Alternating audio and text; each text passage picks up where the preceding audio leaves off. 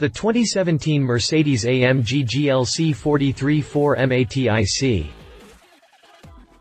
With the Mercedes-AMG GLE63 starting out at $99,950 and the Mercedes-AMG GLA45 starting out at $49,580, Mercedes has had a huge gap in its AMG lineup. It's asking a bit much to expect your customers to pay an extra $50,000 if they want an AMG-branded SUV that is larger than the GLA. Well, with the first quarter of 2016 coming to an end, Mercedes has decided to expand its lineup even further. And just today, it announced the Mercedes-AMG GLC43. Finally, a model to bridge that $50,000 gap. Tobias Moers, the CEO of Mercedes-AMG, said, "With the new AMG GLC43 we are offering an AMG model in the midsize SUV segment for the first time. The new SUV from Affalterbach marks the pinnacle of the GLC product range, and in the AMG portfolio, it closes the gap between the GLA and GLE." As exciting as that news sounds, there is more to it than meets the eye. See here in the US, the GLC SUV has only been available with a 2.0-liter that produced a fair but unimpressive 241 horsepower and 273 pound-feet of torque. With the addition of the GLC43, the GLC lineup finally receives a V6 for the first time as well. Now that is certainly worth talking about, right? We think so, and that is what we're here to do. The new GLC43 will make its world debut later this month at the New York International Auto Show, with sales set to begin by the end of the year. So, until we can see it in the metal over in New York, let's take a look at the official pre-release photos and information provided by Mercedes-AMG. Continue reading to learn more about the 2017 Mercedes-AMG GLC43 4MATIC. Exterior. As is the case with most AMG models, there are only subtle differences on the outside to set the GLC43 apart from the standard GLC SUV. Up front, you'll notice the same hood and headlights. The front grille has a gloss black background with chrome pins, and instead of having two louvers, the GLC43 has just one in the middle that is finished in chrome with black inserts. This gives the Mercedes emblem a floating appearance. Down below, the air dam is significantly larger with fine honeycomb mesh. To the sides, the air vents are the same shape as on the standard GLC, but there are now two louvers in each one that are finished in gloss black with chrome inserts. Under the vents and air dam sits a chrome-finished front splitter that runs the entire width of the front fascia. The GLC43 rides on 20-inch, AMG multispoke wheels that are painted in high-gloss black. To the sides, the GLC43 now has a chrome insert that runs the length of the side skirts. The mirrors are painting in gloss black, like the rest of the body, and there are now side markers on the mirror housings. The GLC43 rides on 20-inch, AMG multispoke wheels that are painted in high-gloss black. In the front, the wheels are 8 inches wide and are wrapped in 255 45th series tires, and in the back, the wheels are 9.5 inches wide and wrapped in 285 40th series tires. Last but not least, there is a silver-colored Biturbo 4MATIC badge on each front fender. Around back, the only significant change is the design of the exhaust outlets and rear diffuser. The diffuser itself is painted in gloss black and features a chrome stripe that runs the entire width. The exhaust outlets now have a chrome insert around them that has a vertical louver in the middle, giving the appearance of dual exhaust outlets on each corner. The subtle little differences all the way around make the GLC43 stand out from the rest of the GLC class, but I still wish Mercedes would do a little more to the body. A more aggressive hood and slightly more aggressive fascia aren't too much to ask for, right? Interior. On the inside, there are even more subtle changes. The standard, circular steering wheel has been replaced by a flat-bottom sports steering wheel that features controls for the 5.5-inch driver information display in the instrument cluster. The AMG badge and a chrome insert have been applied to the bottom spoke of the steering wheel, and the top of the steering wheel is held together with red contrast stitching. The dials on the instrument cluster feature unique numbering, with a checkered flag background and red needles. The seats, door trim, dash leather, and center console leather are also held together by red contrast stitching. As far as seating goes, the seats up improved lateral support over the base GLC, allowing the driver and passenger to hold their position during more intense maneuvers. The seats, door trim, dash leather, and center console leather are also held together by red contrast stitching. Silver inserts are used on the door trims and the face of the dash where there is normally wood trim on the standard GLC. The center console has a clear finished carbon fiber insert that adds to the sporty and stylish look of the interior. The interior can also be optioned with performance seats and carbon fiber trim throughout. Drivetrain.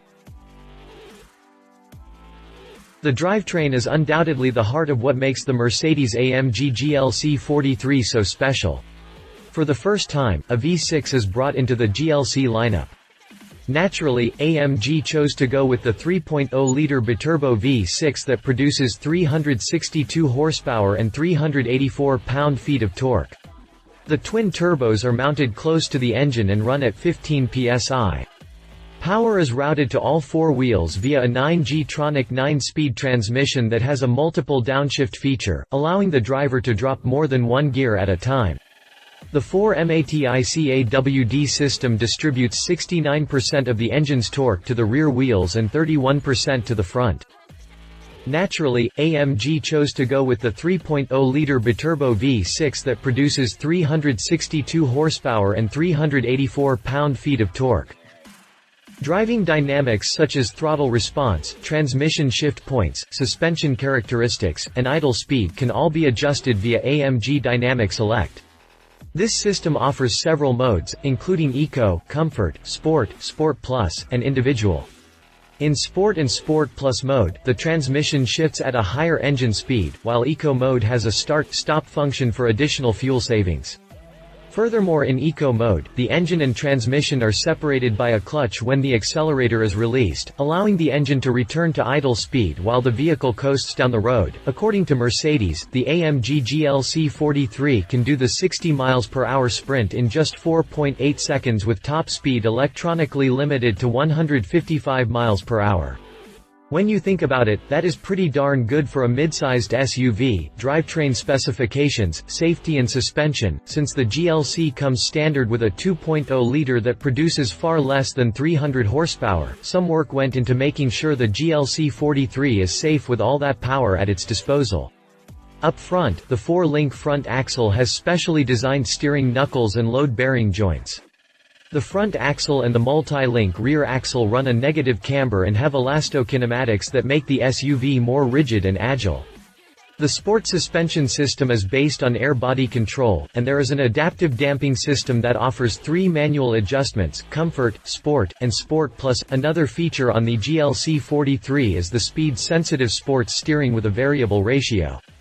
It offers precise and authentic feedback with the steering gear changing dependent on whether the GLC43 is in Sport or Comfort mode. The variable ratio is adjusted automatically when a selection is made with the AMG Dynamic Select system. The interior ventilated compound brake discs measure 14.2 inches around and 1.4 inches thick in the front, and 12.6 inches around and 0.9 inches thick in the rear. 4 piston brake calipers press the brake pads against the rotors. Outside of these features, expect the GLC43 to have all of the other safety features incorporated into the standard GLC SUV. Prices: Mercedes has yet to release pricing, but with at least 6 months left on the calendar before the model goes on sale, that isn't surprising.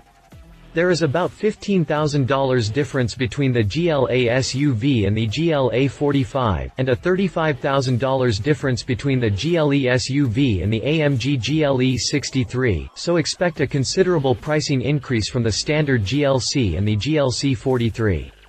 Considering the GLC 304 4MATIC starts out at $40,905, expect to see the GLC 43 command somewhere in the area of $63,000 to $70,000. That is just a rough estimate considering the price hikes between the other non-AMG and AMG models in the lineup.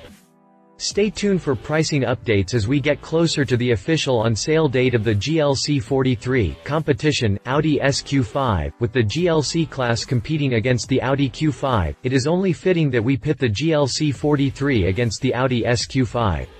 At the time of this writing, the SQ5 is available in two trims, Premium Plus and Prestige, and features a 3.0-liter V6. The SQ5 features a sporty exterior and luxurious interior, a panoramic sunroof, keyless start, and Audi Drive Select. In prestige form, the SQ5 comes with MMI navigation, Audi Connect, a 14-speaker, 505-watt Bang & Olufsen sound system, and Bluetooth streaming audio. Here is where the SQ5 really gets interesting, though. That 3.0-liter V6 produces 354 horsepower and 346 pound-feet of torque. That's only 8 horsepower and 38 pound-feet less than the GLC43.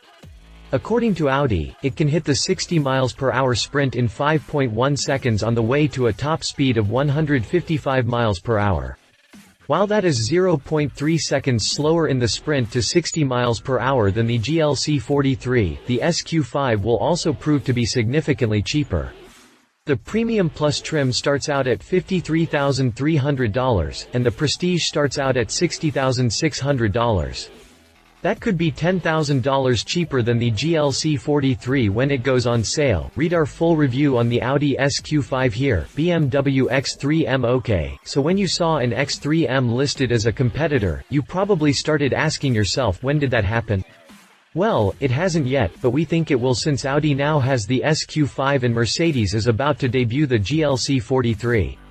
With these two already on the market, BMW really doesn't have much of a choice but to put out a high-performance variant of the X3. Otherwise, it will be the only one of the three that doesn't have a mid-sized performance SUV. Sure, I could have gone with the X5 here, but the X5 would blow the GLC43 away, and that just isn't fair. The chances are that if BMW does surprise us with an X3M, it will be powered by the same 3.0-liter inline-six that powers the BMW M3 and M4. In those cars, it produces 425 horsepower and 406 pound-feet of torque, which would put the X3M well ahead of the GLC43, and the SQ5 for that matter. With this engine, the X3M would be able to hit the 60 mph sprint somewhere in the 4.6 to 5.0 second range, but like the others, top speed will be limited to 155 mph. BMW has been pretty quiet about a prospective X3M, but we expect to see a sticker price in excess of $60,000 if it becomes a reality. Read our full review on the BMW X3M here. Conclusion. If you've made it this far, congratulations, you've read more than 1,800 words about a car that isn't even on sale yet. Be that as it may, it was worth it to me to write about, so I'm sure it is well worth the read. It's about time a V6 variant of the GLC comes to life, and it's only fitting that it be an AMG model. I, for one, think that AMG should do a little more to the exterior to make Mercedes-AMG models look as aggressive as they really are, but all told, the GLC43 looks pretty darn good as it is. The chrome pins in the grille, and the little hints of chrome trim here and there is just what the doctor ordered for the GLC. In all honesty, this is what the standard GLC should have looked like from the start. Of course, if that was the case, who knows what Mercedes would do to make the GLC43. Either way, I like what I'm seeing here, and I look forward to seeing the model debut in New York. I'm curious to see what kind of price point Mercedes puts on this baby, and just how well it will perform in the crowded SUV market. Love it. Finally, a V6 GLC, better styling inside and out, strong competitor to the SQ5. Leave it could be a little more aggressive, will likely cost more than the SQ5 and X3M. A manual transmission would be nice. If you liked this video, please share your thoughts in the comments below and don't forget to hit the subscribe button.